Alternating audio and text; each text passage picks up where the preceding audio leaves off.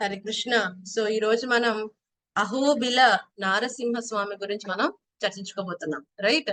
So మీ అందరికీ తెలుసు, అహోబిల నారసింహ క్షేత్రాన్ని ఏమంటారు? నవ నారసింహ క్షేత్రము అని కూడా అంటారు. అక్కడ స్వామి 9 అద్భుతమైన రూపాలలో ఎన్నో అద్భుతమైన లీలలు చేస్తూ చక్కగా అద్భుతంగా ఆయన భక్తుల చేత సేవింపబడుతూ ఉన్నాడు.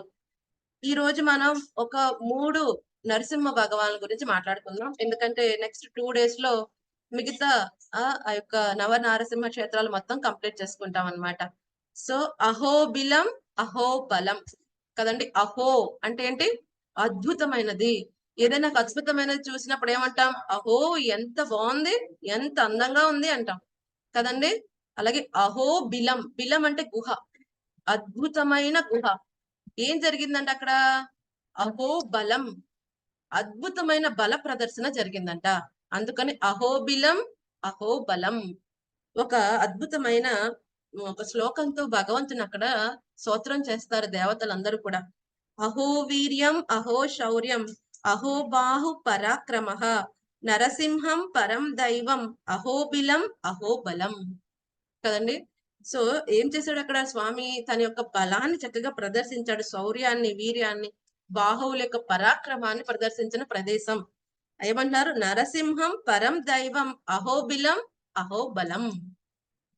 సో ఈ యొక్క క్షేత్రం చాలా అద్భుతంగా ఉంటుంది కదండి. ఇప్పుడు మన వృందావనం యాక్చువల్ గా ఇదివరకు ఎంత గ్రీనరీగా ఉండేదో కదండి, ఆకుపచ్చగా ప్రశాంతంగా అంత అద్భుతంగా అహోబిలం ఉంటుంది. యాక్చువల్ గా ఇప్పుడు వృందావనంలో అంతా కూడా బిల్డింగ్స్ ఇవన్నీ వచ్చేసిన తర్వాత కొన్ని కొన్ని ప్రదేశాల్లో అది ఒక ఆ యొక్క వనం యొక్క ఫీలింగ్ అనేది కొన్ని చోట్ల మనకు కనిపించకపోయినా ఈ అహోబిలం ఇంకా అలాగే ఉన్నదన్నమాట కదండి. సో ఎప్పుడైతే మనం వెళ్తున్నప్పుడు అనుకుంటాం, ఇంత అద్భుతమైన ప్రదేశం ఇంతవరకు మనం ఎందుకు రాలేదు, స్వామి ఇంత అద్భుతమైన లీలలు చేసిన ప్రదేశం అని.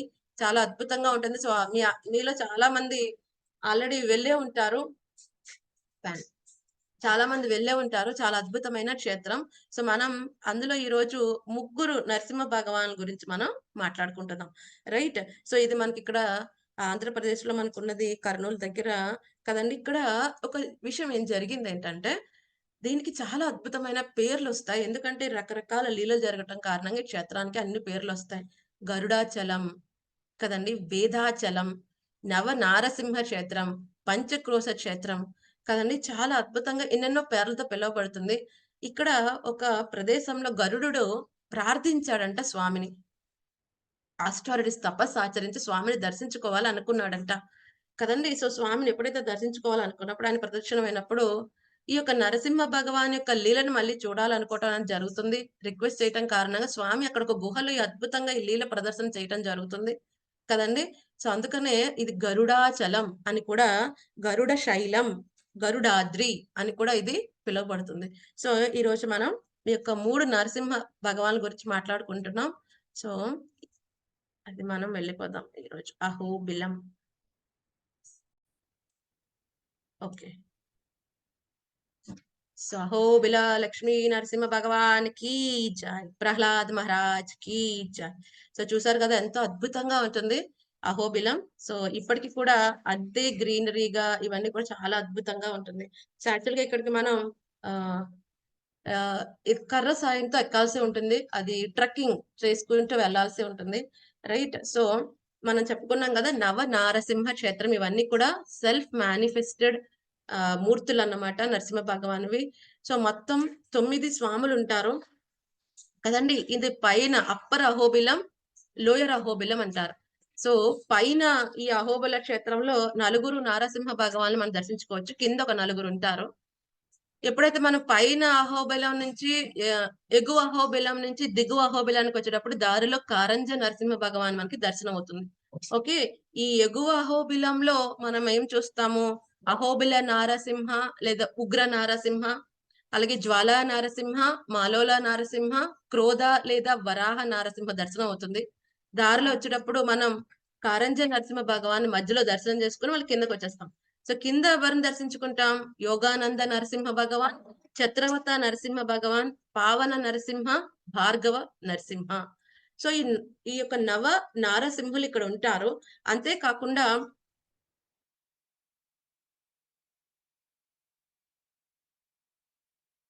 నవ నారసింహాలు కాకుండా ఇంకొక అద్భుతమైన ఆలయం అనేది ఉంటుంది కింద. ఓకే. సో, మీలో ఎవరైనా వెళ్లి ఉంటే తెలుస్తుంది. కింద ఇంకొక నరసింహ భగవాన్ యొక్క ఆలయం ఉంటుంది. మన యొక్క రామానుజాచార్యులు వీళ్ళందరూ కూడా అక్కడ ఎంతో చక్కగా సేవలు చేసి ఉన్న ప్రదేశం. ఇంకొక లక్ష్మీ నరసింహ భగవాన్, ప్రహ్లాదుడు కూడా ఉంటారక్కడ. సో, ఎవరైతే పైకి కూడా వెళ్లి అన్ని నారసింహ క్షేత్రాలు దర్శనం చేసుకోలేకపోయినా కింద దర్శించుకుంటే అన్నిటి ఫలితం కలుగుతుంది అని చెప్తారు. అక్కడ కింద ఇంకొక పదవ నరసింహ క్షేత్రం అనేది ఉంటుందన్నమాట. సో, అంతే కాకుండా దాని పక్కన ఒక సీతారామచంద్ర భగవాన్ యొక్క ఆలయం కూడా ఉంటుంది. సో, మీరు వెళ్ళినప్పుడు అది కూడా దర్శించుకోవచ్చు. అది కింద మనకి దర్శనం అవుతుంది. రైట్. సో, కింద 4, పైన 4 మధ్యలో కారంజ నరసింహ భగవాన్. కింద ఇంకొక పదవ నరసింహ భగవాన్ టెంపుల్ ఉంటుంది. సో, ఈ విధంగా మనం అక్కడ నరసింహ భగవాన్‌ని దర్శించుకోవచ్చు. సో, మొట్టమొదట నరసింహ భగవాన్ ఎవరో మనం చూద్దాం. ఓకే. శ్రీ అహోబిల లేదా ఉగ్ర నరసింహ. రైట్. శ్రీ అహోబిల లేదా ఉగ్ర నరసింహ. ఇది ఒక కేవ్ లాగా ఉంటుంది. ఈ యొక్క టెంపుల్ దర్శనం కూడా ఎలా ఉంటుందంటే ఒక గుహ. ఒక గుహ లోపల ఇది మనకి ఉగ్ర నరసింహ భగవాన్ని మనం దర్శించుకోవచ్చు. ఇక్కడ ఈయన ఉగ్ర నరసింహుడనమాట. సాలిగ్రామ శిల ఈయన. రైట్. ఈయన సాలిగ్రామ నరసింహ భగవాన్. రైట్. సో, ఇక్కడే మన గరుడ భగవాన్‌కి మొత్తం లీలంతా చూపించిన ప్రదేశం. సో, ఇక్కడ గూడా ఆయన ఉగ్ర రూపంలోనే ఉంటాడు. పక్కన చెంచులక్ష్మి అమ్మవారు ఉంటారు. చెంచులక్ష్మి అమ్మవారి పద్మాసన పొజిషన్‌లో ఉంటారు. సో, చక్కగా అభయ కటిహస్త ప్రదర్శన చేస్తూ ఉంటారు. చక్కగా అమ్మ చక్కగా చాలా అద్భుతంగా మనందరికి కూడా ఆశీర్వచనాలు ఇస్తూ ఉంటారు. ఇక్కడ ప్రహ్లాద్ మహారాజ్ ఉంటారు. స్వామి యొక్క పాద పద్మాల దగ్గర. రైట్. ఈయన సాలిగ్రామ నరసింహ భగవాన్. ఈయన చాలా ఉగ్ర ఫామ్‌లో ఉంటాడీయన. సో, ఈయన యాక్చువల్‌గా ఉగ్ర ఫామ్‌లో ఉన్నప్పుడు అక్కడ సాలిగ్రామ కింద మనకి కనిపిస్తుంది. అదంతా కూడా వెండి తొడుగు వేసేస్తారు స్వామికి. సో, ఆయన అష్టభుజ నారసింహుడు కింద ఉంటాడు. సో, ఈ అష్టభుజ నారసింహుడి కింద ఉన్నప్పుడు యాక్చువల్‌గా ఇప్పుడు మనకక్కడ వెండి తొడుగేసేస్తారు. ఈ అష్టభుజ నారసింహుడిని మనం పైన జ్వాలా నరసింహ కిందకి వెళ్ళినప్పుడు అక్కడ క్లియర్‌గా పెద్ద మూర్తి కింద మనకు కనిపిస్తాడాయన. సో, ఇక్కడైతే శాలిగ్రాముడి కింద ఉంటాడు. ఆ వెండి తొడుగేసేస్తారు. సో, ఏంటంటే ఈ అష్టభుజముల్లో ఒక 2 చేతులతో ఆయన హిరణ్యకశిపుని కదలకుండా పట్టుకుంటారు. ఇంకొక 2 చేతులతో ఆయన చీల్చేస్తూ ఉంటారు. ఇంకొక 2 చేతులతో శంఖచక్ర పట్టుకుంటారు. ఇంకొక 2 చేతులతో ఏదైతే హిరణ్యకశిపుడు పేగులు ఏదైతే ఉన్నాయో ఆయన మెడలో వేసుకుంటూ ఉంటారు. సో, ఈ విధంగా ఈ ఉగ్ర రూపంలో ఆయనక్కడ ఉంటాడు. సో, ఇక్కడ చెంచులక్ష్మి అమ్మవారుంటారు. సో, మీరు చూస్తున్నారు గదా! ఇక్కడ చెంచులక్ష్మి అమ్మవారుంటారు. ఇక్కడ ఇంకా కొంచెం ఈయన ఎవరుంటారు? ఈయనొక నారాయణ చతుర్భుజ నారాయణ చిన్న చిన్న విగ్రహాలు ఇంకా ఉంటాయన్నమాట. అర్చామూర్తులు ఇంకా చిన్న చిన్నవుంటాయి. సో, అక్కడ మనం ఇంకా దర్శించుకోవచ్చు. సో, యాక్చువల్‌గా ఈ యొక్క టెంపుల్ దగ్గరలోనే మనకి ఇక్కడి నుంచి కొంచెం దూరంలో ఇంక పైకెక్కితే ట్రెక్కింగ్ చేస్తే మీరు ఆల్రెడీ ఎళ్ళిన వాళ్ళకి ఐడియా ఉంటుంది. అక్కడ చెంచులక్ష్మి అమ్మవారి టెంపుల్ ఉంటుంది. ఇక్కడ ఒక అమ్మవారుంటారు. అక్కడ పర్టిక్యులర్‌గా చెంచులక్ష్మి అమ్మవారికి ఇంకొక ఆలయం ఉంది. అక్కడ, అక్కడ స్వామి చిన్న రూపంలో ఉంటాడు. బట్ చెంచుల స్వామివారికి పెద్ద టెంపుల్ ఉంటుందనమాట. సో, అప్పుడొకసారి మేము వెళ్ళే ప్రయత్నం చేసాం గానీ, ఇంకా ఈ ఉగ్ర నరసింహ తర్వాత ఇంక చెంచుల స్వామివారి దగ్గరికి వెళ్ళలేకపోయాం. చాలా పైకనమాట. వెళ్ళలేకపోయాం. బట్ కొంతమంది వెళ్ళి వచ్చారు. సో, ఆ తర్వాత అక్కడ ప్రహ్లాద స్కూల్ కూడా ఉంటుంది. ఈ యొక్క చెంచుల స్వామివారి పక్క నుంచి మళ్ళీ వెళ్తూ ఉంటే, ఏదైతే ప్రహ్లాదుడు మనం చెప్పుకుంటున్నాం కదా! ప్రహ్లాదుడు వాళ్ళ గురువుగారి దగ్గర నేర్చుకున్నాడు కదా! చండామార్క దగ్గర. వాళ్ళ స్కూల్ కూడా ఉంటుందక్కడ. చిన్న స్కూల్ ప్రహ్లాదుడు ప్రహ్లాదుడికి నేర్పించిన బోర్డ్ మీద కొన్ని అన్ని రాయటాలు అవన్నీ కూడా ఇంకా కనిపిస్తాయంట. సో, అక్కడ కూడా మేము మిస్ అయ్యాం. బట్ వెళ్తే చాలా అద్భుతంగా ఉంటుందంట. ప్రహ్లాద స్కూలు మరి చింతల స్వామివారి టెంపుల్. కదండీ! సో, ఈ విధంగా ఇక్కడ ఈయన ఈ విధంగా ఉగ్ర నారసింహుడి కింద చెంచులక్ష్మి అమ్మవారితో కలిపి ఈయన ఇక్కడ మనకు చక్కగా అద్భుతంగా దర్శనం ఇవ్వటం జరుగుతుంది. ఇక్కడ గరుడ భగవాన్ కూడా దర్శనం ఇచ్చారు కాబట్టి గరుడాద్రి, గరుడాచలం అని ఈ యొక్క ఆలయానికి పేరొస్తుందనమాట. ఓకే. సో, నెక్స్ట్ మనం చెప్పుకునే నరసింహ భగవాన్ ఎవరంటే జ్వాలా నరసింహ. సో, ఇది జ్వాలా నరసింహ దిస్ ఎగ్జాక్ట్ పాయింట్ ఎక్కడైతే ఓకే. ఒక్క నిమిషం. హరే కృష్ణ స్క్రీన్ కనిపిస్తుందా మీకు? Yes Mataji. Mataji. Okay. Okay. కనిపిస్తుంది కదా! ఓకే. సరే. సో, ఇక్కడ ఇది జ్వాలా నరసింహ ఇది హైయెస్ట్ ఏదైతే మనకి అహోబిల క్షేత్రంలో అన్నిటికంటే హైయెస్ట్ పీక్ ఏంటంటే ఉగ్రస్తంభం. ఉగ్రస్తంభం అన్నిటికంటే హైయెస్ట్. ఉగ్రస్తంభం తర్వాత నెక్స్ట్ హైయెస్ట్ పీక్ ఏంటంటే జ్వాలా నరసింహ. ఇది చాలా హైట్‌లో ఉంటుంది జ్వాలా నరసింహ టెంపుల్. సో, ఇలాగ మీరిక్కడ చూస్తున్నారు కదా! చుట్టూరు కూడా మొత్తం అంతా గ్రిల్స్ ఇవన్నీ కూడా వేసేసుంటాయి. సో, లోపల ఈయన జ్వాలా నరసింహుడు ఇలా ఉంటాడు. మీరు రైట్ సైడ్ చూస్తున్నారు కదా! ఈయననమాట. జ్వాలా నరసింహ ఎగ్జాక్ట్ ప్లేస్ ఎక్కడైతే హిరణ్యకశిపుని సంహరించిన ప్రదేశం. ఆ ఉగ్రస్తంభం ఏదైతే ఉన్నదో అక్కడ ఆయన చీల్చుకొని బయటకొచ్చాడో, సో మరి ఆయన ఏం చేస్తాడు? ఎక్కడ చంపుతాడు ఆయన? హిరణ్యకశిపుడి యొక్క ఇంటి లోపల కాదు, బయట కాదు. అక్కడ గడప మీద కదా చీల్చేస్తాడు. సో అది ఆ ప్రదేశం ఇది. ఎగ్జాక్ట్‌గా చంపిన ప్రదేశం ఇది. మరి ఏ యుగంలో ఈ లీల జరిగిందన్నది తెలీదు. బట్ ఇప్పటికి మనకు అదృష్టం కొన్ని శాస్త్ర పురాణాల ప్రకారం చెప్పబడుతుంది. అహోబిల మహత్యం ప్రకారం బ్రహ్మాండ పురాణం, విష్ణు పురాణం, పూర్వ పురాణం కొన్ని పురాణాల ప్రకారం చెప్పబడింది. దిస్ ఇస్ ఎగ్జాక్ట్ ప్లేస్ ఏంటి? అక్కడ హిరణ్య కశిపుణ్ణి స్వామి సంహరించారు. ఇక్కడ మీరు చూస్తున్నారు కదా! అష్టభుజ నారసింహుడి కింద ఉంటాడు. మీరు చూస్తుంటే ఇది గరుడ పీఠం. మీరిక్కడ చూస్తున్నారా? నా యారో దగ్గర కనిపిస్తున్నాడా గరుడ? చిన్నగా ఉన్నాడు. మరి కనిపిస్తున్నాడో లేదో? ఈయన గరుడ అన్నమాట. కింద చేతులు ఇలా జోడించి గరుడ ఉంటారు.